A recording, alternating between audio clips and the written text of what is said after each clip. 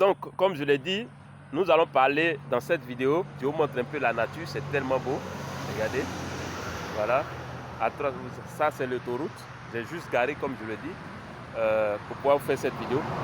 Alors, les éléments, chose qu'on appelle l'anomalie géochimique. Alors, comme je l'ai dit, on va s'appuyer sur les éléments en trace qu'on trouve dans les roches, dans le sol, dans l'eau, dans les végétaux, dans les alluvions. On va se baser sur ça pour pouvoir faire notre prospection, planifier notre prospection géochimique. Mais l'élément qui va nous intéresser, c'est les anomalies géochimiques. Alors, c'est quoi l'anomalie géochimique? Alors, notez que l'anomalie géochimique est une teneur anormalement élevée ou anormalement basse. Donc, on va voir que l'élément a une teneur élevée, c'est une anomalie, c'est anormal.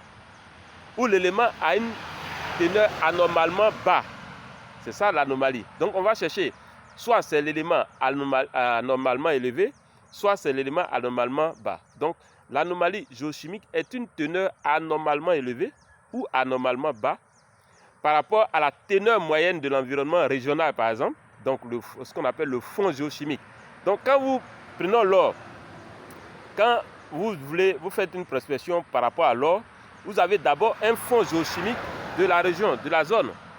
Et en fonction de ce fond géochimique là, vous allez considérer un certain nombre d'éléments et voir si ces éléments sont anormalement élevés ou anormalement bas par rapport à la moyenne du fond géochimique. D'accord?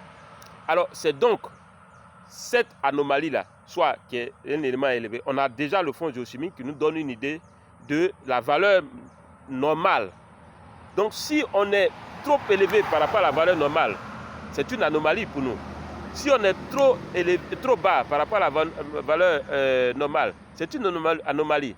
Donc, en fonction de, par exemple, si c'est de l'or qu'on recherche, on va tenir compte des éléments anormalement, par exemple, élevés. D'accord? Alors, donc, notez, pour continuer, que c'est donc, ce que vous devez retenir, c'est que c'est une notion statistique qui nécessite de disposer d'une base de données de référence.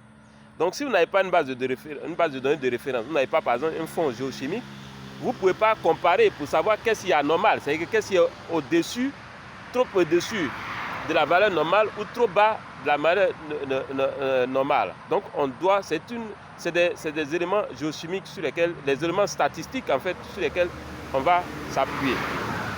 Donc, on doit disposer, et ça demande de disposer d'une base de données de référence pour estimer précisément le fond géochimique. D'accord? Alors, en supposant une distribution gaussienne, si on prend par exemple une distribution, je parle de statistiques. Donc, si on suppose une distribution gaussienne, un échantillon par exemple est dit anormal si sa concentration dépasse par exemple 2 ou 3 écarts-types de la valeur moyenne. Donc, si on part du principe, donc c'est de la statistique, je suppose que vous avez fait un peu de statistique. Si on se met dans une logique, donc on suppose que nous avons une distribution gaussienne. Cela suppose que quoi? Que lorsqu'on a un échantillon, l'échantillon va être dit anormal, c'est-à-dire que l'élément sur lequel on s'appuie, on va dire que c'est anormal, si sa concentration là dépasse de 2 ou de 3 fois l'écart-type, d'accord, l'écart-type de la valeur moyenne. Donc c'est de la statistique. Donc toutes les valeurs qui vont être supérieures à 2 ou 3 fois la valeur moyenne, moyenne de l'écart-type, hein, de nos valeurs de base, on va considérer qu'on se trouve dans une situation anormale. Donc on parlera d'anomalie géochimique par rapport à cette donnée. Ok? Donc, aujourd'hui, ça vous permet de voir, de savoir, pour ceux qui ne sont pas habitués à cette notion, de comprendre ce que nous considérons comme anormal ou en termes d'anomalie géochimique.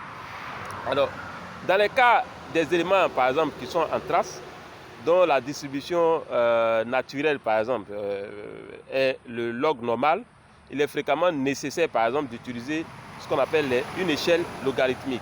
Donc, on va utiliser soit une échelle logarithmique pour pouvoir faire l'évaluation, soit on va utiliser une loi statistique, par exemple la distribution gaussienne pour calculer combien de fois on a les K-types moyens de cette valeur. En fonction de ça, on va conclure qu'on se retrouve dans une situation d'anomalie géochimique parce qu'on a une valeur qui est trop élevée ou trop basse, etc. Alors, sur ce, si cette vidéo vous a plu, faites-moi un gros like parce que si vous faites un like, vous vous abonnez à la chaîne, Google va mieux référencer cette chaîne. Merci et à très bientôt. Ciao, ciao.